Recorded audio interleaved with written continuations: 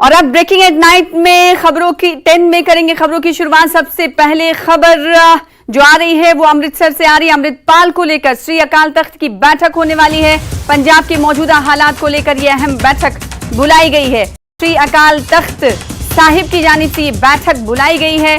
पंजाब के मौजूदा हालात को लेकर यह बैठक काफी अहम मानी जा रही है। इस बैठक में सिख बुद्धिजीवियों, सिख वकील और कई पत्रकारों को न्योता दिया गया है, जिन्हें 11 बजे तक शामिल होने के लिए मीटिंग में न्योता दिया गया है। ये बैठक अपने आप में काफी अहम मानी जा रही है। कहा जा रहा है कि श्री अकाल तख्त साहिब एक ऐसा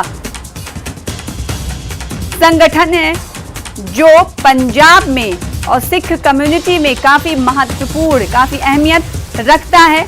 और इस मीटिंग को लेकर किस तरह से तैयारी की गई है ये भी हम जानेंगे। राजीव शर्मा अमृतसर से हमारे साथ इस खबर पर जुड़ रहे हैं। राजीव, ये बताइएगा 11 बजे का वक्त दिया गया है, मीटिंग से पहले की तैयारियां किस तरह से, तैयारियों का जायजा अगर लिया जाए तो किस तरह से तैयारियां और कौन कौन से मेहमान अब तक पहुंच पाए, क्योंकि 11 बजे मीटिंग है।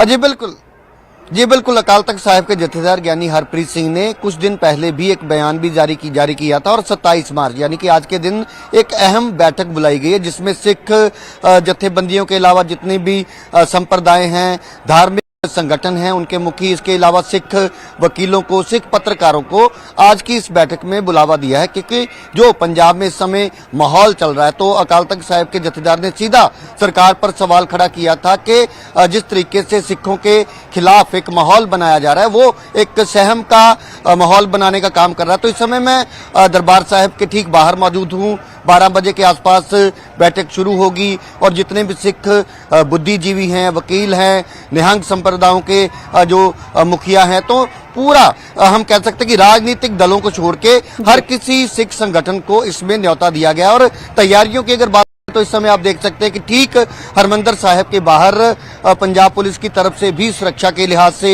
इंतजाम किए गए हैं। सादे कपड़ों में आप देख सकते हैं कि भारी पुलिस फोर्स जो है यहाँ पर तैनात नजर आ रही है। क्योंकि एक तरफ जिस तरीके का माहौल चल रहा है कि अमृतपाल की गिरफ्तारी को लेकर एक सस्पेंस बना हुआ है, दूसरी तरफ पंजाब का माहौल किसी भी शर्त पर खराब ना हो, जो भाईचारा है उसको किसी तरीके से कोई खराब ना कर सके। तो इसलिए पंजाब पुलिस के अलावा पैरामिलिट्री फोर्सेज को भी पंजाब में तैनात किया गया है। तो हालात बिल्कुल शांतिपूर्वक है। हर कोई पहले की तरह, अगर हरमंदिर की साहिब की बात करें तो हर रोज की तरह लोग जो हैं संगत माथा टेकने के लिए आ रहे हैं। किसी तरह का कोई डर का माहौल नहीं है। तो आज की बैठक काफी अहम रहने वाली है, क्योंकि अकाल तख्त साहिब के जथेदार जो हैं वो पूरे सिख पंथ के लिए, दुनिया भर के सिखों के लिए सर्वोच्च तख्त है। और उस तख्त के जथेदार का कोई भी जो फैसला होता है वो पूरी ग्राउंड जीरो से तस्वीरें इस वक्त हमारे साथ हमारे संवाददाता दिखा रहे हैं। अहम बात यह है, अपडेट दे दें अपने दर्शकों को कि 11 बजे मीटिंग की शुरुआत की बात कही गई थी, अब 1 घंटा देरी बताई जा रही है। राजीव हमारे साथ जुड़कर ये बता रहे कि 12 बजे तक ये मीटिंग, ये बैठक शुरू होगी। तो जब शुरुआत बैठक की 12 बजे होगी, अगर कुछ बुद्धिजीवियों की बात करें तो क्या उनके आने का शुरू हो चुका है? वहीं हम ये जानते हैं कि इस मीटिंग से तमाम राजनीतिक दलों को दूर रखा गया है। इसकी क्या वजह मानी जा सकती है, राजीव? देखिए, जहां तक ये पूरा मसला है वो सिख कौम के साथ जुड़ा हुआ है, सिख पंथ के साथ जुड़ा हुआ है। तो इसमें सियासत जो है उसको पीछे इसलिए रखा जा रहा है ताकि कोई ये कल को बात ना हो कि किसी सियासी दबाव में कोई फैसला लिया गया। तो अकाल तख्त साहिब के जथेदार की तरफ से जो भी ऐलान किया जाएगा, जो भी फैसला लिया जाएगा, वो पूरी कौम को, पूरे पंथ को जो है मानना पड़ेगा। तो आज की जो बैठक है वो सिर्फ और सिर्फ पंजाब में जो ताजा हालात बने हुए हैं अमृतपाल सिंह की गिरफ्तारी को लेकर, तो उसी चीज को लेकर अकाल तख्त साहिब के जथेदार ने चिंता जाहिर की है कि अमृतपाल भले ही अभी तक गिरफ्तार हुआ है या नहीं, ये तो एक अलग सवाल है, लेकिन जिस तरीके से बड़े स्तर पर गिरफ्तारियां हो रही हैं, अलग अलग जगहों से सिख नौजवानों को गिरफ्तार किया जा रहा है, तो उसको लेकर कहीं ना कहीं अकाल तख्त साहिब के जथेदार ने चिंता जाहिर की थी। और आज हर किसी की राय ली जाएगी, कानूनी जो पक्ष हैं, दाम पेच हैं, वो जाने जाएंगे कि आखिरकार इस समय हमें करना क्या चाहिए। तो उसके बाद ये जरूर संकेत मिल रहे हैं कि आज की बैठक के बाद अकाल तख्त साहिब के जथेदार ज्ञानी हरप्रीत सिंह कोई बड़ा और सख्त फैसला ले सकते हैं और उस पर पूरी दुनिया के सिखों की और जितने भी तमाम इस जानकारी को जानना चाहते हैं, अमृतपाल सिंह के साथ जुड़ी जो भी जानकारी जानना चाहते हैं, तो उनकी नजर बनी हुई। और आज का जो फैसला है वो काफी बड़ा भी होगा, सख्त भी होगा और काफी अहम भी रहने वाला है। जी सर राजीव, आपने सही कहा, दुरुस्त कहा कि सभी की निगाहें आज के इस बैठक पर टिकी हुई हैं कि किस तरह का महत्वपूर्ण फैसला ये जत्था लेने वाला है, श्री अकाल तख्त साहिब की तरफ से लिया जाएगा। अहम सवाल ये, राजनीतिक दल को बुलावा नहीं दिया गया, न्योता नहीं दिया गया है, लेकिन राजनीतिक दलों की नजरें भी इस मीटिंग पर, इस बैठक पर टिकी हुई होंगी।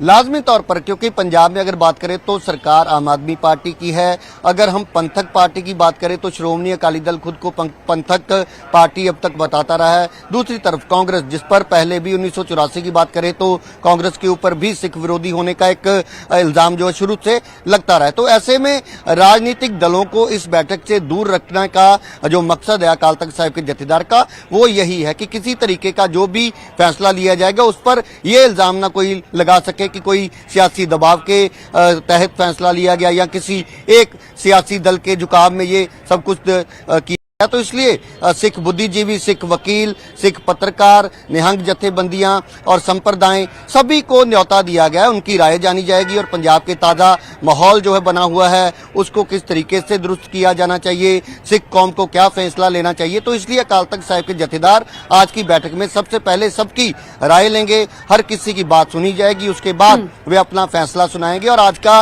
जो फैसला होगा काफी अहम होगा। मैं पहले भी ये दोहरा चुका हूं कि आज का फैसला पूरे दुनिया भर में जितने भी जहां पर भी सिख बसते हैं उनकी नजर बनी हुई है और दोपहर 2 बजे के आसपास हो सकता है कि उनकी तरफ से कोई बड़ा ऐलान सिख के लिए, सिख पंथ के लिए किया जाए। जी बिल्कुल, क्योंकि श्री अकाल तख्त साहिब के जत्थेबंदियों की तरफ से ये हमने देखा था पिछले दिनों कि उनकी तरफ से लगातार अमृतपाल को सरेंडर करने की सलाह दी जा रही थी। तो क्या ये माना जाए कि आज जो महत्वपूर्ण फैसला इस श्री अकाल तख्त साहिब की तरफ से जो लिया जाएगा उसका असर कहीं ना कहीं राजनीति पर भी होगा और पुलिस और एजेंसियों पर भी होगा? हो सकता है कि उनकी राह आसान हो जाए, कुछ ऐसा फैसला लिया जाए आज?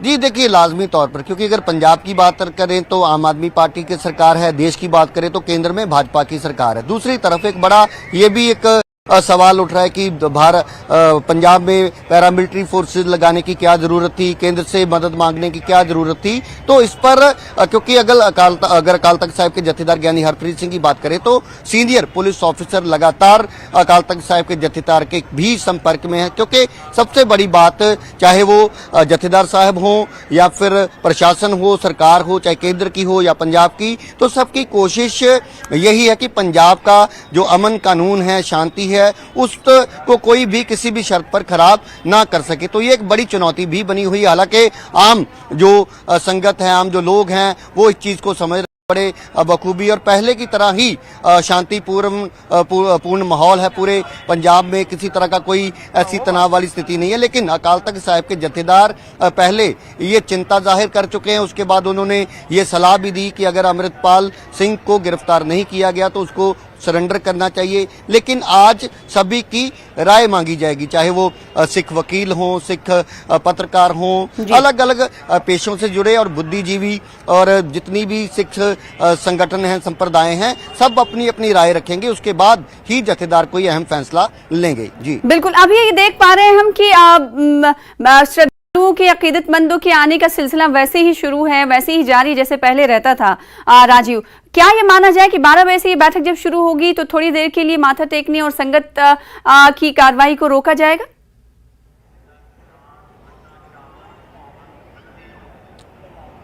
हेलो, यस राजीव, आपकी आवाज हम तक आ पा रही है। तो राजीव का राब्ता कनेक्शन हमसे कर चुका है। आपको बता दें कि 12 बजे अब ये मीटिंग होगी। पहले 11 बजे का वक्त जो है मुकर्रर किया गया था, लेकिन श्री अकाल तख्त साहिब की ये बैठक काफी महत्वपूर्ण मानी जा रही है। अमृतपाल के मुद्दे पर ये बैठक हो रही है और ये श्री अकाल तख्त साहिब का जो फैसला होता है वो सभी सिख कम्युनिटी और पंजाब के लोगों को मानना पड़ता है। अपने आप में बहुत ग्रैंड बॉडी है, तो ऐसे में माना जा सकता है कि आज कई महत्वपूर्ण फैसले लिए जा सकते हैं। हमारे साथ राजीव जुड़े हुए हैं ग्राउंड से, लगातार पल पल की अपडेट बता रहे हैं कि आज लिए जाने वाले फैसलों का किन किन पर असर पड़ेगा और कितना महत्वपूर्ण फैसला होगा जो श्री अकाल तख्त साहिब की तरफ से लिया जाएगा। राजीव हमारे साथ जुड़े हुए थे, सिख बुद्धिजीवियों और इसके अलावा सिख पत्रकार और विभिन्न तरह के लोगों को इस बैठक में न्योता दिया गया है और न सिर्फ न्योता दिया गया है बल्कि श्री अकाल साहिब की तरफ से उनकी जानिब से राय ली जाएगी कि आखिर फैसला किस तरह का लिया जाए। फिर उसके बाद एक सॉल्यूशन पे पहुंचा जाएगा और एक अहम और महत्वपूर्ण फैसला लिया जाएगा जो अमृतपाल की गिरफ्तारी से या फिर उसके सरेंडर होने से या फिर आगे की हिकमत अमली से जुड़ा हुआ होगा। फिलहाल इसी के साथ रुक जाते हैं छोटे से ब्रेक के लिए। कुछ और खबरों के साथ ब्रेकिंग एट 9 में जल्द लौटेंगे, ब्रेकिंग एट 10 में जल्द लौटेंगे। छोटा सा ब्रेक के बाद जल्द लौटेंगे।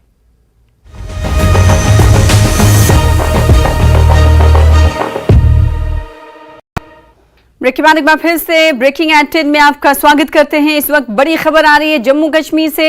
एलजी प्रशासन ने एक अहम पहल की है। गरीबों के लिए अच्छी खबर है, जमीन और मकान मुहैया कराया जाएगा गरीबों को। एलजी प्रशासन बहुत जल्द इस हवाले से कानून लाएगा। बेघर और गरीब लोगों के लिए एक अच्छी खबर है। बता दें कि जम्मू कश्मीर सरकार जल्द ही बेघरों को आवास मुहैया कराएगी। एलजी प्रशासन बहुत जल्द नया कानून लाने वाली है। इस कानून के तहत गरीब लोगों को जमीन और मकान मुहैया कराया जाएगा। तो इस वक्त की बड़ी खबर आपको जम्मू कश्मीर से दे रहे हैं। गरीबों के लिए अच्छी खबर है। हमारे साथ हमारे संवाददाता राजन जुड़ रहे हैं इस खबर पर जम्मू से सीधे तौर पर। कितनी अहम खबर इसे माना जाए और कानून लाने की बात एलजी प्रशासन कह रहा है, क्या कुछ अपडेट? जी सना, ये बहुत ही अहम फैसला है और इसका काफी अहम घोषणा है क्योंकि जो लोगों की शिकायत थी कि जिस तरह से डिमोलिशन ड्राइव जम्मू में चलाई गई, लेकिन अब ये एलजी एडमिनिस्ट्रेशन की तरफ से एक सौगात हम कहेंगे, एक खुशनुमा जो खबर है गरीब लोगों के लिए। क्योंकि कल जो है एलजी मनोज सिन्हा ने ये साफ कर दिया है कि कई लोगों के पास यहाँ पे जमीन ही नहीं है, जो कि प्रधानमंत्री आवास योजना जैसी कई स्कीम्स जो हैं और उसके साथ साथ कई ऐसी अन्य स्कीमें हैं जो कि अब जम्मू कश्मीर यूटी में भी का फायदा जो है लोगों को मिलना चाहिए।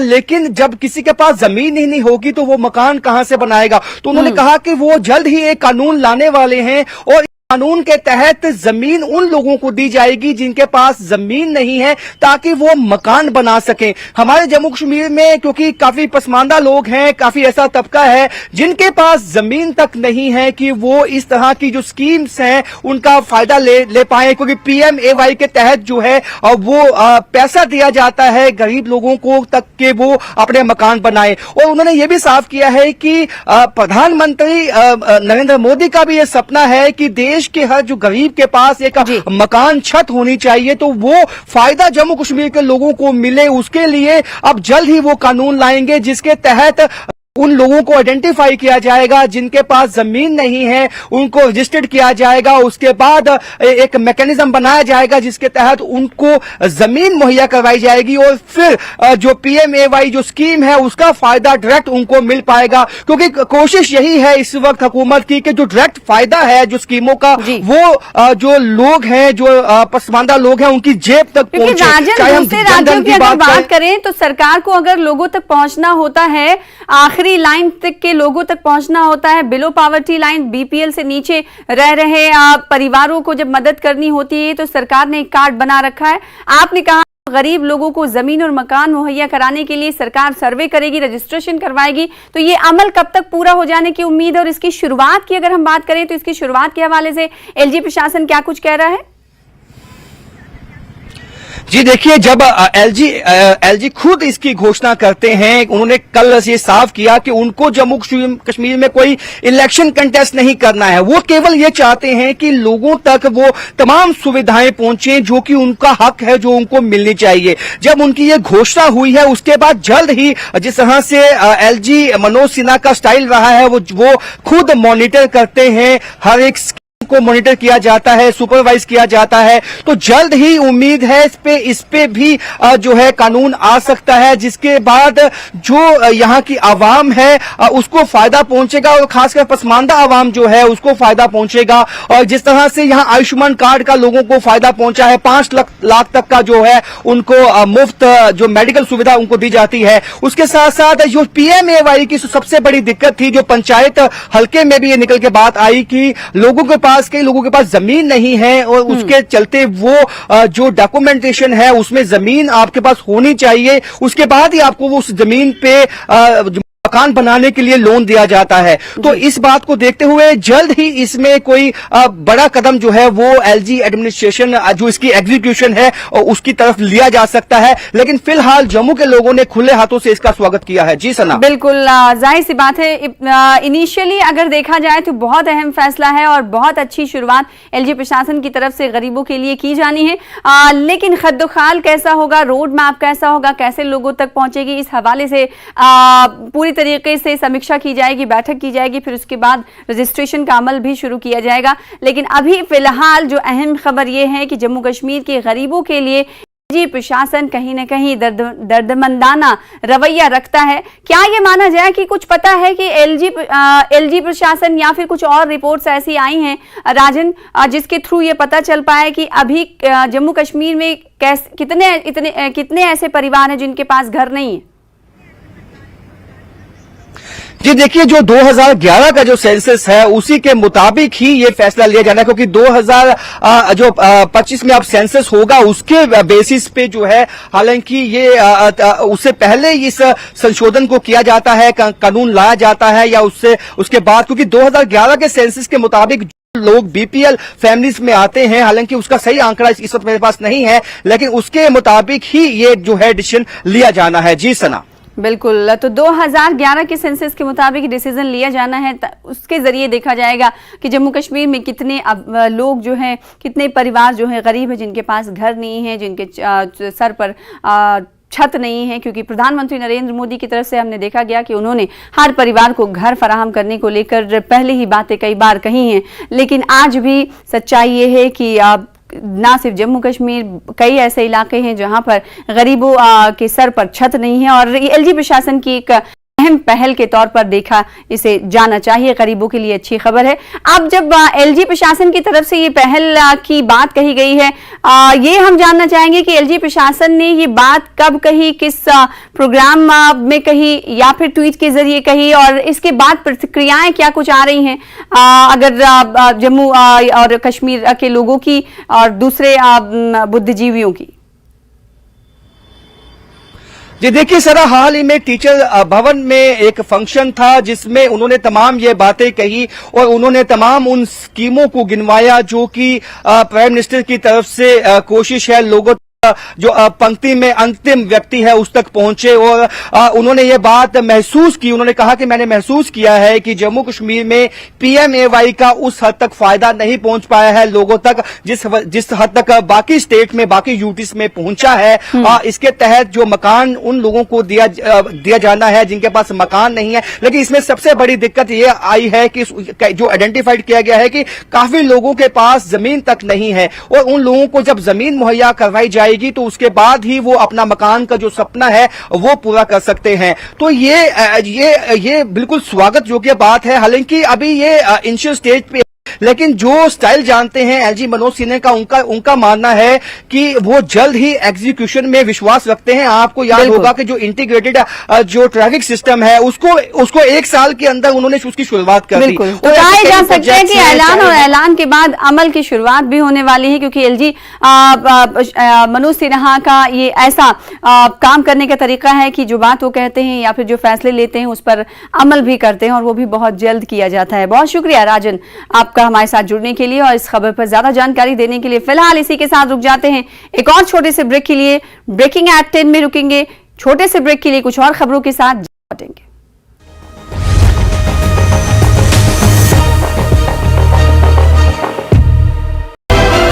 एक बार फिर से आपका स्वागत करते हैं। चलिए आगे बढ़ेंगे। एक और खबर वायरल वीडियो से जुड़ी हुई है। जम्मू कश्मीर से बड़ी खबर। वायरल वीडियो पर जम्मू कश्मीर पुलिस ने स्वतः संज्ञान सो मोटो एक्शन लिया है। 9 आरोपियों को गिरफ्तार किया गया है।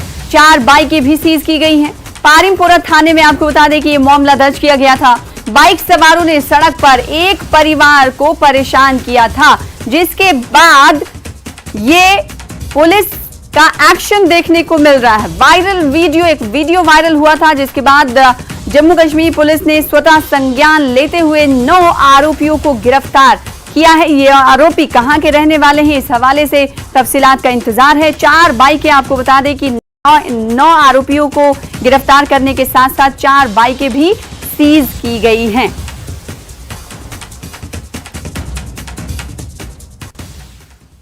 और दूसरी बड़ी खबर हिमाचल प्रदेश से आ रही। हिमाचल विधानसभा में बजट सत्र का आज 10वां दिन है। दोपहर 2 बजे प्रश्नकाल के साथ कार्यवाही शुरू होगी। बजट अनुमानों की अनुदान मांगों का भी प्रस्तुतिकरण हो गया। कटौती प्रस्ताव के बाद चर्चा के बाद मतदान होने का अनुमान लगाया जा रहा है। मतदान होगा। कार्यवाही के दौरान विपक्ष के हंगामे के आसार नजर आ रहे हैं।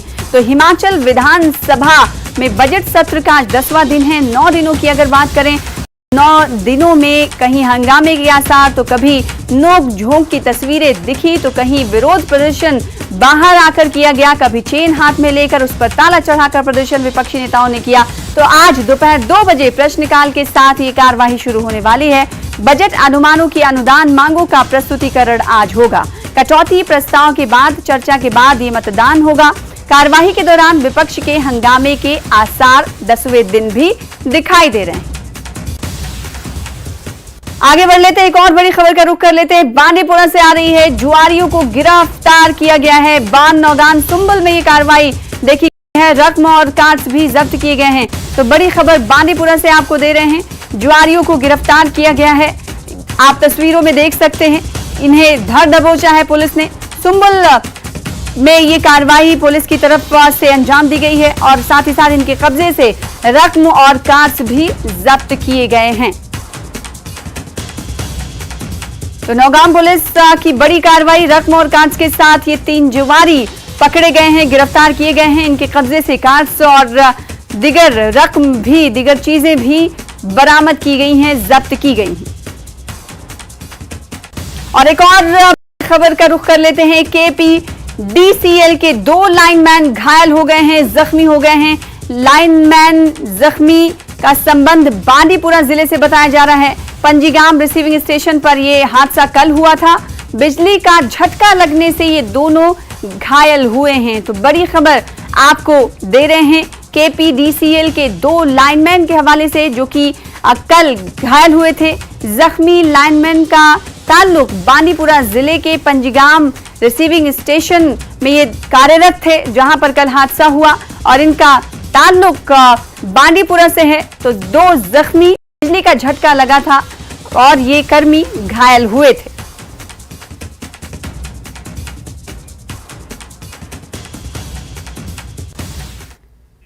चलिए आगे बढ़ेंगे, एक और बड़ी खबर का रुख कर लेते हैं। नवरात्र से जुड़ी हुई बड़ी खबर है। चैत्र नवरात्र के 6ठे दिन मां कात्यायनी की पूजा हो रही है। विवाह संबंधी मामलों के लिए अचूक मानी गई है।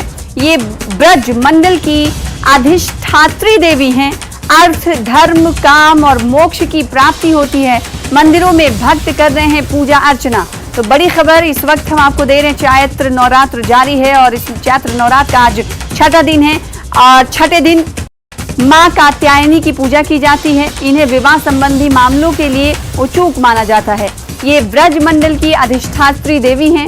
अर्थ, धर्म, काम और मोक्ष की इनकी पूजा करने से प्राप्ति होती है और इसीलिए मंदिरों में हम देख रहे हैं कि पूजा अर्चना करने के लिए भक्तों की भीड़ लगी हुई है। तो आज चैत्र नवरात्रि के 6ठे दिन आज मां कात्यायनी की पूजा हो रही है। जम्मू से हमें ज्वाइन कर रहे हैं रजत वोहरा और साथ ही साथ एक और संवाददाता हमें हेम ठाकुर इस खबर पर जुड़ रहे हैं। सबसे पहले जम्मू का रुख कर लेते हैं। जम्मू में चैत्र नवरात्र के 6ठे दिन मंदिरों में किस तरह की तस्वीरें दिखाई दे रही हैं, रजत दिखाइएगा और साथ ही साथ भक्तों में किस तरह का उत्साह है, बताइएगा।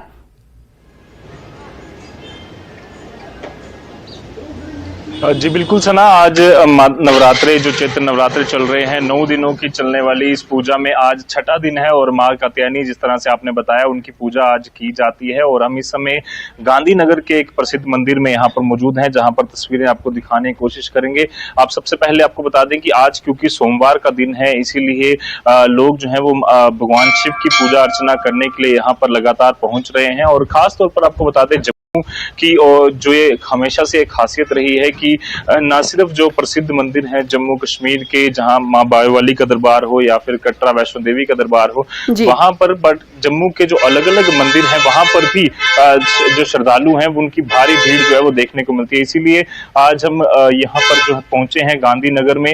ये खूबसूरत मंदिर जो है साईं बाबा को समर्पित है और वहां पे हजारों की तादाद में लोग जो श्रद्धालु हैं वो रोज यहाँ पर पहुंचते हैं। और वही तस्वीरें दिखाने के लिए आज हम यहाँ पहुंचे, क्योंकि लगातार हम आपको मां बायोवाली के दरबार से और अलग अलग जगहों से तस्वीरें दिखा रहे हैं। और क्योंकि जम्मू जो है उसे मंदिरों का शहर कहा जाता है, इसीलिए यहाँ पर अलग अलग जगहों पर जो लोकल गली इलाकों में भी जो मंदिर है वहां पर भी भारी भीड़ जो है वो रोज ही देखने को मिलती है। इसीलिए श्रद्धालु आज सुबह से ही लगातार जो माता रानी के दर्शन करने के लिए यहाँ पर दरबार में पहुंच रहे हैं। और खास तौर पर आपको बता दें कि जम्मू कश्मीर जो है हमेशा से ही इस चीज में हमेशा से ही आगे रहा है, चाहे किसी भी तरह का त्योहार हो, जो भी चाहे वो किसी भी धर्म से जुड़ा हुआ हो, हजारों की तादाद में श्रद्धालु जो है वो मिलजुल कर इस त्योहार को मनाते हैं। और जम्मू कश्मीर में क्योंकि हर रिलीजन के लोग यहाँ पर रहते हैं, इसीलिए हर एक त्योहार मनाया जाता है। तो जम्मू के गांधीनगर के मंदिर की ये तस्वीरें हमने देखी। अब रुख कर लेते हैं हिमाचल का। हेम ठाकुर हमारे साथ जुड़ रहे हैं। आज वहां हिमाचल प्रदेश में किस तरह से मंदिरों में दिखाई दे रहा है उत्साह भक्तों का। चंबा से हमें ज्वाइन कर रहे हैं हेम ठाकुर। हेम, बताइएगा आप किस मंदिर में इस वक्त मौजूद हैं और किस तरह से वहां पर भक्तों का तांता लगा हुआ है। जी सना, देखिए चंबा जिला में छठा नवरात्र है और अभी जो हम खड़े हैं यहाँ चंबा का प्रसिद्ध शीतला माता का मंदिर है, जिसे बीमारियों की देवी भी कहा जाता है, क्योंकि बहुत से लोगों को जो शरीर पे जो चेचक या दाने आदि होते हैं, तो इस माता का ज़्यादा महत्व है कि यहाँ से जो जल लेकर उन पर अगर लगाया जाए तो माना जाता है कि उन पे काफ़ी जो है वो ठीक हो जाते हैं। तो यहाँ पर भी सुबह से आज भक्तों की भीड़ आपको दिखाने की कोशिश करेंगे। ये शीतला माता का प्रसिद्ध चंबा जिला का शीतला माता का प्रसिद्ध मंदिर है और यहाँ पर सुबह से ही जो श्रद्धालु हैं उनकी भीड़ लगी हुई है। और जी, जैसे चंबा में जितने भी मंदिर हैं वहाँ पर लोग जो हैं सुबह से ही माता के दर्शन करने के लिए पहुँच रहे हैं, क्योंकि चंबा जिला जो है एक देवभूमि के नाम से माना जाता है। और यहाँ पर जितने भी तीर्थ पहाड़ी क्षेत्र हैं वहाँ पर कहीं ना कहीं माता के मंदिर स्थापित हैं और वहाँ पर हर जगह पर जो है लोगों की नवरात्रों में भीड़ लगी रहती है। लोग अपने जो मन्नत मांगते हैं, जब उनकी मन्नत पूरी होती है तो अपने बच्चों को मंदिरों में लेकर वहाँ मुंडन भी करवाते हैं। तो एक बार फिर आपको शीतला माता के दर्शन करवाते हैं। माता के शीतला देख सकते हैं, आपकी माता शीतला जिसे बीमारियों की देवी माना जाता है। और लोग जो है यहाँ पर श्रद्धालु जो है, बिल्कुल तस्वीरों के साथ साथ हम ये देख रहे हैं कि भक्त भी माथा टेकते हुए हेम दिख पा रहे हैं। इन भक्तों से अगर कुछ बात हो पाए, किस तरह से इनका विश्वास है माँ शीतला माता पर, वो हम जानने की कोशिश करेंगे। आपने तो शुरुआती तौर पे बताया, भक्तों से अगर बात हो पाए तो। जी बिल्कुल, देखिए यहाँ पे जो हमारे पंडित हैं उनसे भी जानने की कोशिश करते हैं। जी, माता की क्या महिमा है, बताइए कितना यहाँ पे रश रहता है नवरात्रि में। नवरात्रों में यहाँ पर बहुत ज्यादा भीड़ लगी है। लोग जो मन्नत करते हैं उसको मन्नत चढ़ाने आते हैं और माता बीमारियों की देवी है, इसलिए जो भी कोई बीमारी हो, दाने हो शरीर पर, कोई बुखार आता है, बच्चों को कुछ बीमारी लग जाती है, तो माता के लिए यहाँ माता के पास मन्नत मांगते हैं और भगवती उनकी मन्नतें पूरी करती है। और मतलब सारा साल भर यहाँ पर रश रहता है। पर नवरात्रों में क्या तैयारियां रहती है ये शीतला मंदिर में, खासकर क्या तैयारियां रहती हैं? नवरात्रों में जैसे माता को ये लोग अपनी श्रद्धा से जो प्रसाद वगैरह ले आते हैं वो चढ़ाते हैं और हम भी लोगों को आगे जाकर भंडारा भी करते हैं, जैसे श्रद्धालुओं के लिए। फिर यहाँ पर कीर्तन भजन कीर्तन का भी आयोजन किया जाता है। यहाँ पे माता को कुछ चढ़ाया गया है, क्या इसका क्या महत्व है? ये चांदी के दाने हैं, जैसे आप देख सकते हैं। ये जैसे जिसको भी दाने निकलते हैं ना, वो यहाँ पर मन्नत मांगते हैं और यहाँ पर चांदी के दाने और चांदी की की आंखें चढ़ाई जाती हैं, जिससे लोगों की मतलब दाने खत्म हो गए तो उसके बाद लोग आकर इधर दाने चढ़ाते हैं। तो सना, आपने देखा कि कितना महत्व है, माता कितनी श्रद्धा है लोगों में। नवरात्रि में खासकर यहाँ पे लोग आते हैं, मन्नत मांगते हैं, उनकी मन्नत पूरी होती है तब भी आते हैं, लेकिन खासकर नवरात्रों में यहाँ पे जो है काफी भीड़ देखने को मिलती है। माँ शीतला माता की महिमा और नजदीक लोगों से की श्रद्धा, भक्तों की श्रद्धा देखते ही बन पड़ रही है। एक बार फिर रुख कर लेते हैं, हमारे साथ संवाददाता जम्मू के गांधीनगर से जुड़े हुए एक मंदिर के बाहर मौजूद है रजत, इस मंदिर की क्या कुछ महत्वपूर्ण विशेषता है, ये बताइएगा जरा दर्शकों को। और अगर कोई भक्त हो उनसे बात हो पाए तो उनकी श्रद्धा कैसी है, क्या कुछ कहते हैं आज चैत्र नवरात्र के छठे दिन।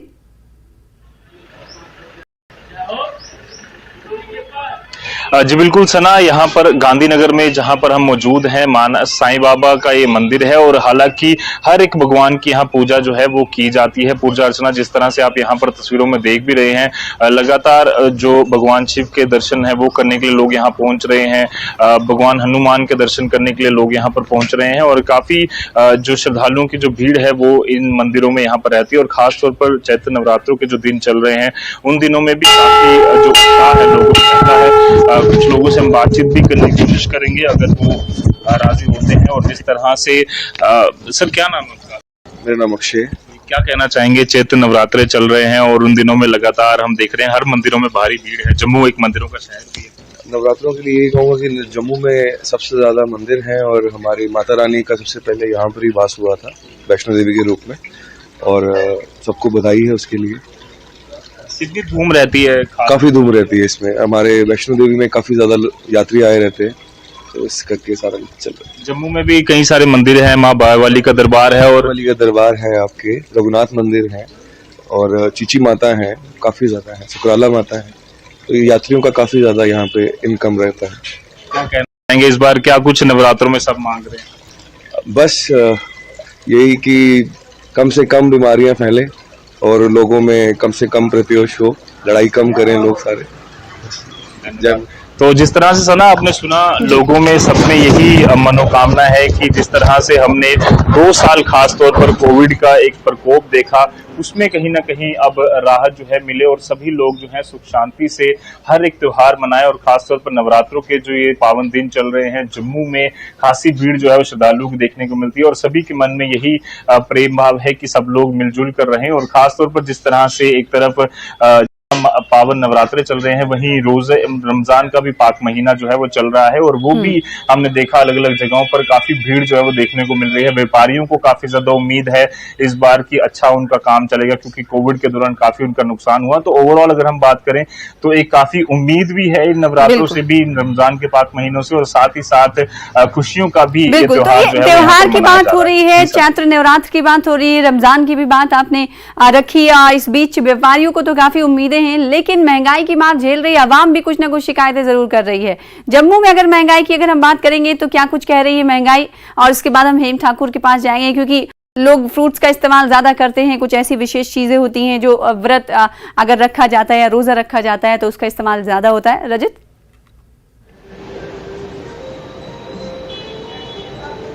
जी बिल्कुल सना, जिस तरह से आपने बात की ये विशेष एक बात है, क्योंकि खासतौर पर जिस तरह से रमजान का पाक महीना हो या फिर नवरात्रे में, क्योंकि काफी फ्रूट्स का सेवन जो है वो लोग करते हैं, लोगों को फल का सेवन करना होता है क्योंकि व्रत रखे होते हैं लोगों ने। इसीलिए जो बाजारों की इस समय हालत की बात करें तो काफी महंगाई हो चुकी है लगातार।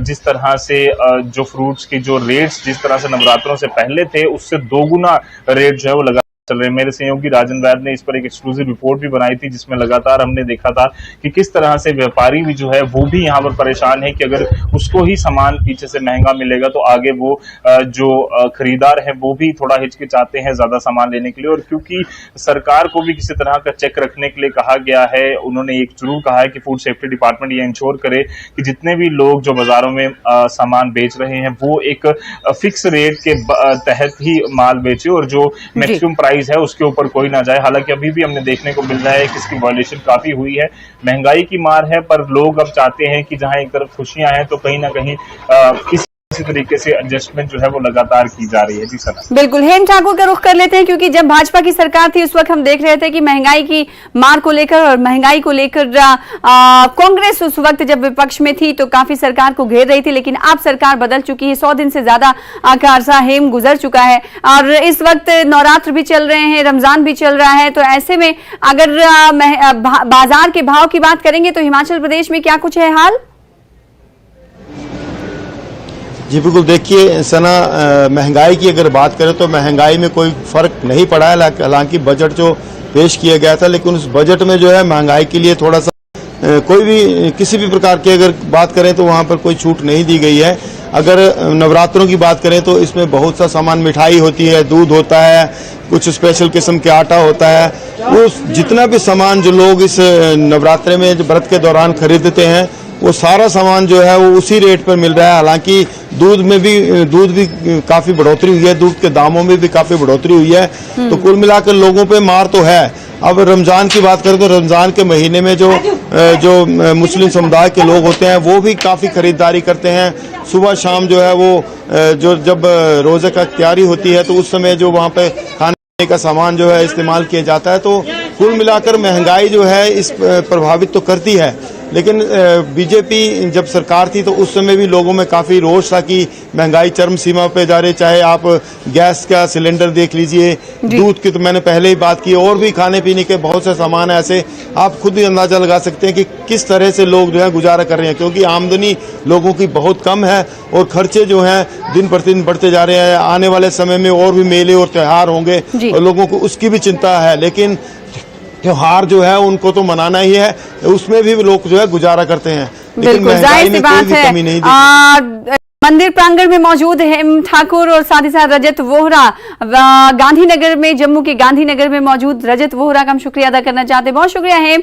और बहुत शुक्रिया रजत हमारे साथ जुड़ने के लिए, तस्वीरें दिखाने के लिए, मंदिरों में भक्तों का किस तरह से उत्साह और किस तरह से ये लोग नवरात्र मना रहे हैं, छठे रोज किस तरह से माथा टेकने के लिए पहुंच रहे हैं। बहुत शुक्रिया। फिलहाल इसी के साथ रुकेंगे छोटे से ब्रेक के लिए, कुछ और खबरों के साथ जल्द लौटेंगे।